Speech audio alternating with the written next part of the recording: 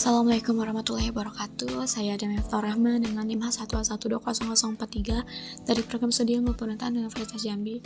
Di sini saya akan mempresentasikan salah satu materi dari mata kuliah tanggung jawab sosial perusahaan, yaitu mengenai CSR dan stakeholder.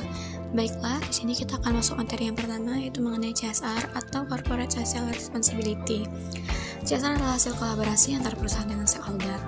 CSR merupakan bentuk kerjasama antar perusahaan dengan segala hal yang secara langsung maupun tidak langsung berinteraksi dengan perusahaan dan tetap menjamin keberadaan serta kelangsungan hidup usaha atau sustainability perusahaan tersebut.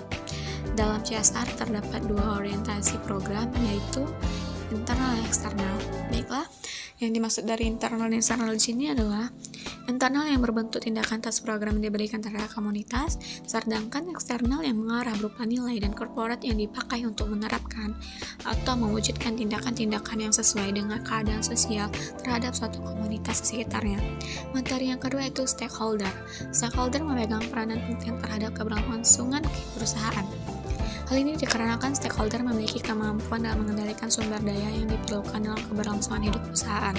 Perusahaan harus menjaga hubungan dengan stakeholder atau para pemangku kepentingan dengan mengakomodasi keinginan dan kebutuhan mereka, terutama stakeholder yang mempunyai kekuatan terhadap ketersediaan sumber daya yang digunakan untuk aktivitas sebuah operasional perusahaan seperti tenaga kerja, pelanggan, dan pemilik.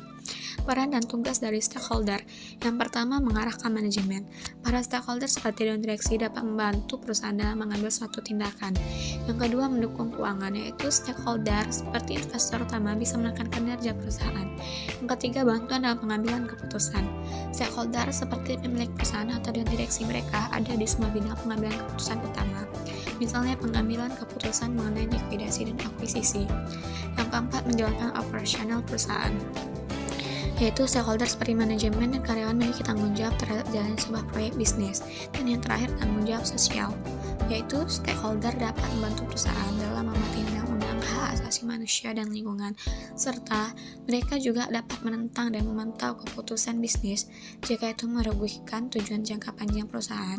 Dan juga CSR ini dapat dilakukan kepada seluruh stakeholder lain seperti karyawan, konsumen, masyarakat, hingga lingkungan. Terakhir, hubungan CSR dan stakeholder. Carroll tahun 2004 menyatakan bahwa terdapat hubungan antara CSR dan stakeholder dalam suatu perusahaan.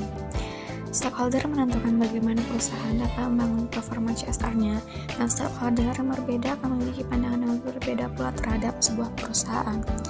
Intinya, di sini bahwa para stakeholder memiliki kemampuan untuk menarik atau mengancam untuk sumber daya yang dibutuhkan dan memberi mereka kuasa atas organisasinya.